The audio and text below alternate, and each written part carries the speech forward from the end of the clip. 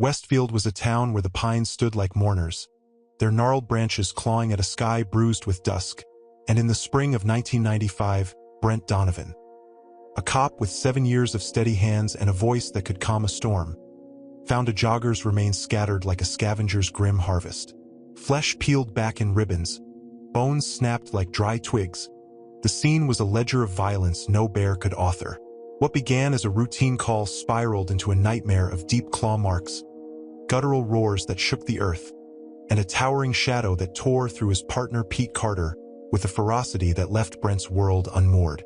The state police scribbled it off as an animal attack, sealed the files, and watched Westfield bleed its people into exodus. But Brent stayed, a lone sentinel waiting for the thing to slink back from the dark. This wasn't a lone terror, though. It echoed across America's wild edges, from Montana's redwater ravines to Nebraska's whispering cornfields, Texas' ancient woods to Indiana's silent lakes. These aren't tales to dismiss with daylight's comfort. They're a chorus of the lost, etched in bloodless tracks and shredded lives, whispering of something feral, something human yet not, that hunts beyond the reach of law or reason. Welcome to the forbidden excavation of a hunger that stalks the shadows of small-town America, a primal dread that knows your name and waits for the night to claim it. Westfield's shattered peace, the first tear. Brent Donovan was 32 in 1995, a man whose life was carved from Westfield's quiet streets. 7 years on the force, a reputation as the steady hand, the one who talked down a bar fight at O'Malley's with a nod and a firm word. He'd grown up here, his childhood a mosaic of porch swings creaking under summer weight, the tang of pine resin sharp in the air, and neighbors whose faces were as familiar as the lines on his own hands. Westfield was a place where trouble was a stranger, where patrols meant driving slow through streets lined with clapboard houses, their paint peeling like old skin, a presence more than a pursuit.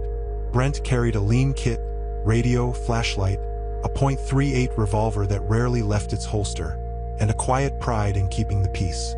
He'd seen the usual, drunks weaving home, kids tossing rocks at streetlights, but nothing to prepare him for what came that year. It began on a fog-choked morning, the air clinging low and thick, twisting through the pines that fringed the town's northern edge like a living shroud.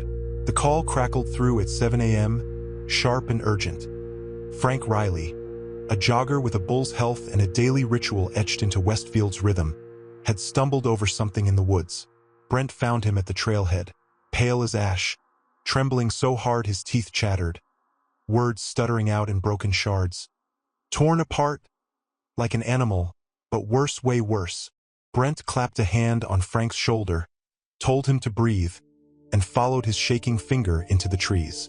The forest greeted him with a hush that felt alive, the pines standing sentinel, their needles carpeting the ground in a rust-colored shroud that muffled his steps. The air carried a damp chill, laced with the musk of wet earth and a sour, metallic tang that clung to the back of his throat like a warning. He found it 50 yards in, a jogger, maybe 50, reduced to a nightmare of peeled flesh and splintered bones, organs gone, ribs splayed like a grotesque fan open to the sky. The scene was a chaos of precision, flesh stripped in deliberate ribbons, bones broken at angles that defied nature, as if something had toyed with the body before abandoning it to the damp earth. Brent's stomach churned, a cold sweat prickling his skin, but he held his ground, training kicking in. Pete Carter, his new partner from upstate, a wiry man with sharp eyes and a quick tongue, slid up beside him, muttering, "Jesus," his breath clouding in the chill. "Bear?" he asked, but the word hung hollow, a question neither believed. No bears roamed these woods, not for decades, and the wounds mocked the idea. Too clean, too intentional, a predator's artistry rather than a beast's hunger. Brent radioed it in, his voice steady despite the tremor creeping up his spine, the static crackling back like a taunt. By noon, state troopers swarmed the site, their boots churning the soil, forensics team in white suits poking at the mess with gloved hands, muttering theories that dissolved under scrutiny. Wild dogs, a rogue cougar, a pack of coyotes gone mad. Brent overheard them, their voices low and uncertain. Too much missing for an ID, no dental records possible with the jaw shattered, just a guess at gender and age. male, middle-aged, a cipher in the carnage. The strangest part gnawed at him. No one reported anyone missing, not in Westfield or the neighboring towns. A silence that felt like a lie. Pete and Brent stayed back, watching the experts pick apart the scene. The more they looked, the less they seemed to understand, and that unsettled Brent more than the body itself. Westfield was supposed to be a place where things made sense, where the world turned slow and predictable, but this was a tear in that fabric, a glimpse of something vast and incomprehensible peering back. 3 days crawled by, heavy with unease, the town whispering behind locked doors. Then the second call came. A hiker, a college kid on break, found a mile deeper in the woods, his remains scattered like a sick tableau, pieces strewn across the underbrush as if arranged for display. Brent arrived at dusk, the sky a slate of gray pressing down, the air thick with pine and decay. The body was a ruin, limbs twisted, torso hollowed out, a single shoe left upright like a mocking grave marker. But it was the footprints that stopped him cold, huge, gouged deep into the soft earth, too wide, too long, claws curling like hooks at the toes, the stride suggesting something upright, something that walked with purpose rather than lumbered. He traced them with his flashlight, the beam trembling faintly, the tracks leading 50 yards before vanishing into a tangle of thorns and shadow.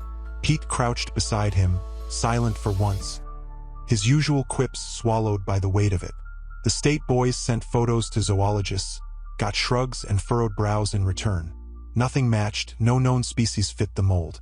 A Boston trooper, all swagger and city polish, suggested a lab escapee. Genetic engineering gone wrong. And Brent almost laughed. A brittle sound that died fast when he saw the man's dead serious eyes. Sleep fled them both. Pete pacing the station at night, Brent staring at the ceiling of his small apartment, the jogger's splayed ribs flickering in his mind. They patrolled harder, tires crunching gravel through empty streets, flashlights slicing the dark. But what do you hunt when the trail vanishes into shadow? The woods loomed beyond the town's edge, a wall of pines that seemed to lean closer with each passing day, their branches swaying in a wind that carried no sound.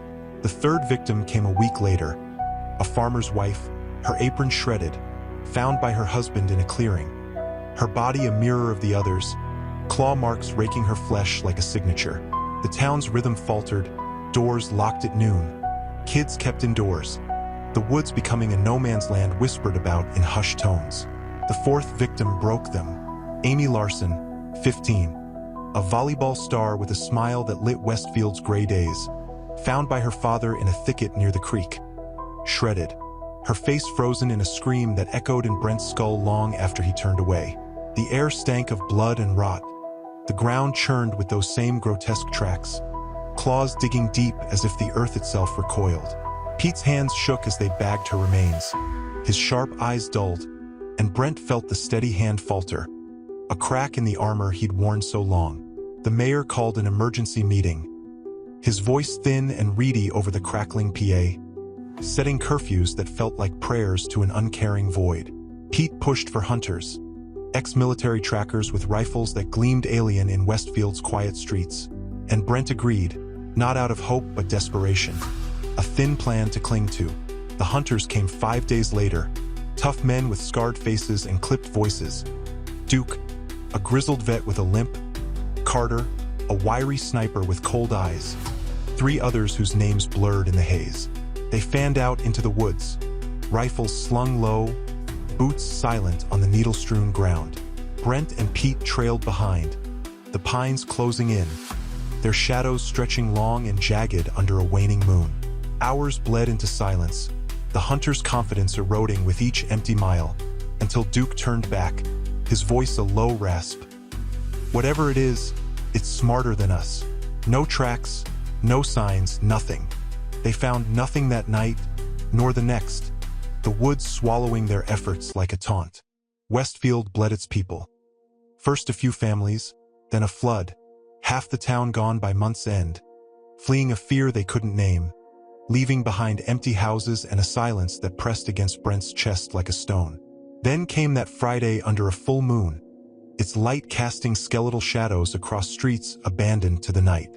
Brent and Pete rolled through town in the cruiser, the radio spitting static like a dying pulse. The air thick with a tension Brent couldn't shake. A guttural roar split the stillness. Not animal, not human. A primal chord that rattled his ribs and set his teeth on edge. They stepped out, guns drawn, flashlights slicing the dark at the wood's edge. The pines loomed, their branches clawing at the sky, and then it emerged, towering, twisted, fur matted with filth, limbs too long, claws glinting wetly in the moonlight.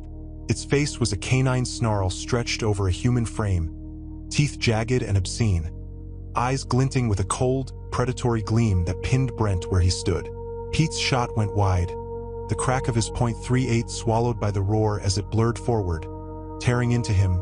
Blood flashed, a wet thud, then silence.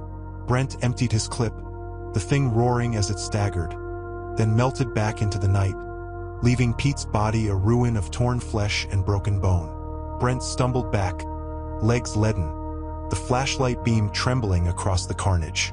Backup arrived at dawn, troopers a deputy. Guided by his garbled pleas and a flare's dying glow, they found Pete's remains, Amy's father's testimony, the tracks circling the kill, but the coroner muttered inconclusive. The report a neat lie. Bear attack, case closed. Brent buried Pete's scraps, kept his badge on the desk, a dull silver sentinel, and stayed as Westfield became a ghost town. Its streets empty, its woods a silent threat. He patrolled alone now, waiting for the shadow to return, knowing it would, its hunger a rhythm older than the town itself. Redwater's silent ravine, a dog's end. In Montana's Redwater, nestled deep in mountain folds where the peaks cast long shadows over a town of loggers and diner folk, Jim Adler faced his own abyss that same year. A cop born to the place. His dad felled trees, his mom slung hash at the local greasy spoon. Jim joined the force at 25 to shield his roots. A quiet man with a steady gaze and hands that knew the weight of a badge. Trouble was rare here. A drunk driver swerving off the pass. A teen stealing smokes from the gas station. Until Mrs. Pauline's call shattered the calm on a crisp spring morning. Her dog Chester, a decade-long companion with a graying muzzle, had vanished, her voice trembling over the phone with tales of strange noises in the night. Loud, like a scream, but not human. Jim grabbed his keys, a flicker of unease in his gut, and called Eddie Whistler, a burly southerner new to Redwater, his accent thick and his humor dark. They drove out in Jim's cruiser, the forest looming denser with each mile, pines and firs knitting a canopy that dimmed the sun to a sickly glow.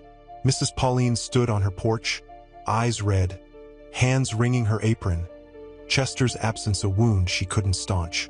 He's never run off, Jim. 10 years and he's a homebody.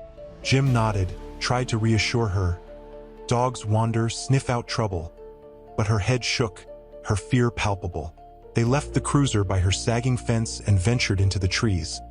The air thick with pine sap and damp earth, the silence pressing heavier with each step. Eddie called for Chester, his voice echoing unanswered, the forest swallowing sound like a jealous lover. 100 yards in, they found him, or what was left. Chester lay in a small clearing, torn apart, fur matted with dark streaks. Inside splayed across the dirt with a precision that sent a chill down Jim's spine. The cuts were surgical, deliberate, not the chaos of a bear or cougar. The ribcage pried open like a book left to the wind. Eddie's smirk faded, his drawl barely audible. What the hell could have done this? Jim didn't answer, his eyes tracing the scene, the sour rot in the air twisting his gut. They radioed the station, broke the news to Mrs. Pauline, her wail cutting through the stillness, and returned at dusk, shotguns in hand, the sun dipping below the peaks to cast long, sinister shadows. The forest felt alive now, watchful, the pines bending inward as if guarding a secret. They moved deeper, boots crunching needles, the air growing colder, heavier, when a rumbling growl froze them, a deep resonance that shook the earth and set Jim's teeth on edge. In a ravine ahead, it loomed, hulking, fur coarse and matted, limbs bending at angles that defied bone and muscle, a nightmare stitched from shadow and malice. Its snout was canine yet grotesque, teeth glinting wetly, eyes burning with a primal gleam. It took Eddie in a flash, claws rending flesh, his scream cut short as he crumpled against the rocks. Jim fired, pellets ripping into its flesh, dark tar blood oozing onto the dirt, and it fell with a shuddering thud, its bulk undeniable proof of the horror. Backup hauled it away. State boys, a lab truck. Its corpse a riddle no one dared solve. Jim resigned the next day, left Redwater to its quiet, the ravine's silence a scar he couldn't shake. Mrs. Pauline moved south. The town whispered of bears, but Jim knew. Those claws, that growl. Something ancient had woken, and its hunger lingered. Picture yourself as Brent, Pete's blood warm on your hands. The thing's roar vibrating through your chest like a death knell. Would you fire into the dark, chasing the truth of its glinting eyes, or flee, praying it forgets your scent in the maze of pines? And if you stood at the wood's edge, that suffocating hush creeping through the branches on a moonless night, would you step closer, drawn to the unknown's pull, or lock your door, hoping it passes like a storm that never breaks? Your choice might reveal how deep you'd venture before the hollow claims its toll. The woods endure, Westfield's pines, Ansley's oaks, Union Mill's shores, their shadows stretching across a nation, a silent chorus of dread. The hunger doesn't sleep. It watches, claws tracing the earth, waiting for you to wander too far, its breath a whisper against the night.